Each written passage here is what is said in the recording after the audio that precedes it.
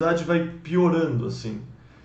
E pra mim é muito doido pensar como isso, por exemplo, tem um análogo muito grande com a Europa atual, assim, tipo, aproveitando que tem a Carla aqui, pode ter uma visão que nem o Hugo teve, uma visão de quem tá mais dentro do problema, mas é muito doido, assim, há 2 anos atrás você conseguiria vislumbrar essa situação, porque, assim, pelo menos pra mim que tô em outro continente, foi muito rápido, assim, eu ouvi o discurso da Greta, eu lembro da época do Trump falando para os alemães que, pô, a grade energética ficar na mão da Rússia não faz tanto sentido.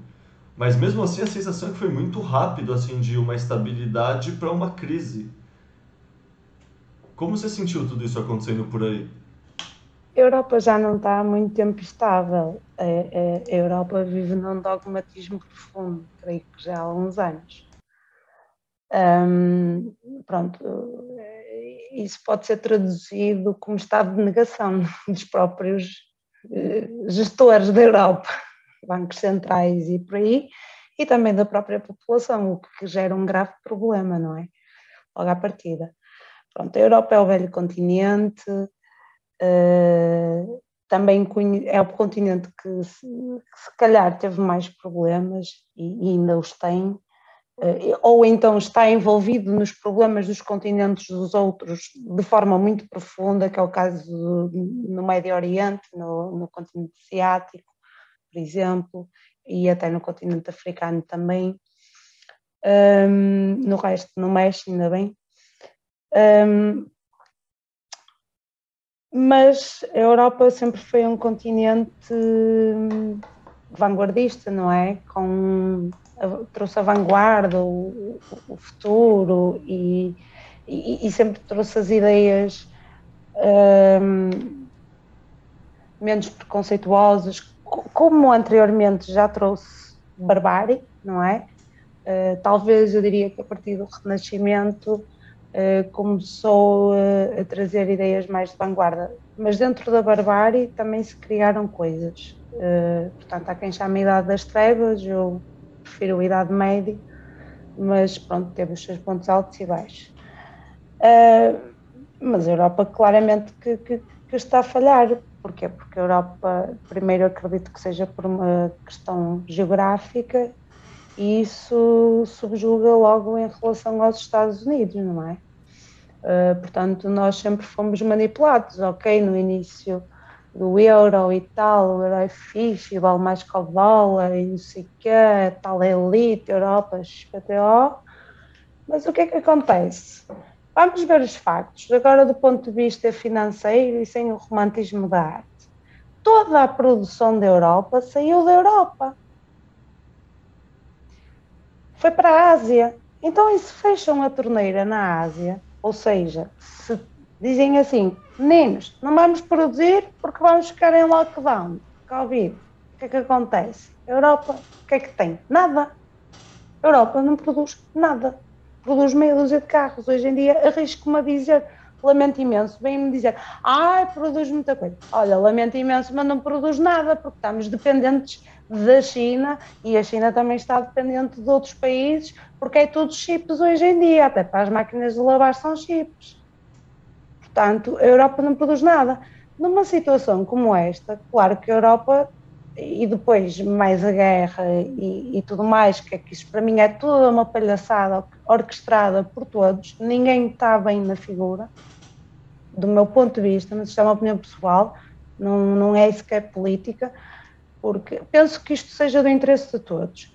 Penso que isto chegou a um ponto que tem que ser resetado, tal como eles dizem, e apropriando uma das palavras dos senhores, que é, temos que ser resetados porque a merda já é, perdão, a coisa já está tão feia, que não há volta a dar, está tudo tão, escalou de tal maneira que não há volta a dar. Então, é assim, se me perguntares, previas uma pandemia? Eu previa cenários apocalípticos, não sei dizer quais, mas comentava com algumas pessoas e chamavam-me doida.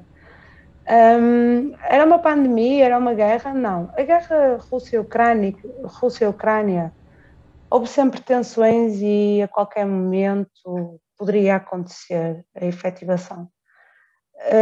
Mas tinha sempre aquela esperança, não, o Putin não vai fazer isso, ele não é estúpido e tal, e coisa. Pronto, é aquele jogo de sabes que pode acontecer, mas ao mesmo tempo, e o que acontece?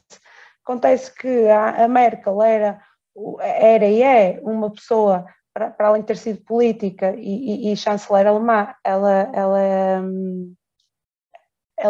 é licenciada e doutorada em mecânica quântica, se não estou em erro, e pronto, ela também, do ponto de vista científico, sabe que a energia nuclear, tal como ela é hoje, apesar de ser a mais segura e a mais barata e tudo mais, tem resíduos radioativos, e isso não é mentira, e que ficam aí mais 20 mil anos para se decomporem. E esses resíduos existem, e vai haver um ponto que vai deixar também de haver armazenamento para isso. Pronto, e ela quis acabar com as centrais nucleares, ou fechar a maior parte, desativar a maior parte delas. Claro que a dependência da Alemanha para a Rússia, do ponto de vista energético, foi quase total, não é?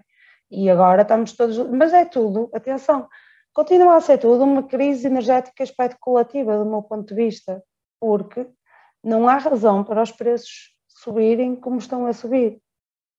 Mesmo havendo estas questões entre a Ucrânia e a... Porquê? Porque existe o norte da África que também nos envia gás e também se compra gás, existe a importação de petróleo dos Estados Unidos, existem várias formas, podem encarecer, mas não tanto. Isto é uma crise, para mim, que está toda orquestrada para fazer um reset, para pôr as pessoas em casa e pronto, para deixar de ter vida. Pronto, sou um pouco a teoria da conspiração, mas eu penso que o controle está aí, não está aí, está acelerado, bastante acelerado. O que eu acho que é sempre legal lembrar as pessoas sobre teoria da conspiração é que só existem teorias da conspiração porque de fato existem conspirações. Tipo, não é à toa, é o que você falou, tem um livro publicado que chama O Grande Reset, pelo mesmo pessoal que falou que você que falou que você não vai ter nada e vai ser feliz. E se você não vai ter nada, eu não vou ter nada, quem vão ter as coisas? Pois é, pois, aí é que está a grande questão. Eu acho que o plano é muito sórdido e houveram muitos artistas que teorizaram acerca disso no passado e até mesmo nos anos 60 e tudo mais. Mas pronto, ok. E acho que o grave é que é óbvio e as pessoas não querem ver, estão completamente adormecidas. Não percebo. Parece que as pessoas estão tão estimuladas, tem tanto ruído que elas não conseguem mais discernir. Assim, não é que elas não sabem, não é que não têm acesso à informação, é que tem informação demais. E tem informação demais sobrecarrega a parte de pensar da maioria das pessoas. Quer dizer, isso se a gente partir do pressuposto que a maioria das pessoas pensa, né? Porque esse já é um pressuposto que não tenho certeza se é correto. Tipo, pensam em alguma escala? Sim, mas realmente refletem ou só... Não sei, é um meme que aqui na comunidade brasileira a gente fala que são os NPCs, que é o Non-Player Character. Que é tipo aquele personagem do videogame que existe, mas no final... Mas não... Tá usando Exato. máscara até hoje, passeando o cachorro sozinho na rua. Que chamar de teoria da conspiração é uma forma de controlar uma narrativa, né? Porque tem tantas informações correndo e ao mesmo tempo tantos grupos diversos lutando por poder, que aquele que conseguir controlar a narrativa é o que vai ter a forma de poder dele implementada. Então, hoje a gente tem um sistema assim tão centralizado que eles visam controlar uma narrativa e a melhor forma é descreditando ela para que as periferias da informação não deem nem atenção àquilo, né? Não chegue nem ao núcleo daquilo.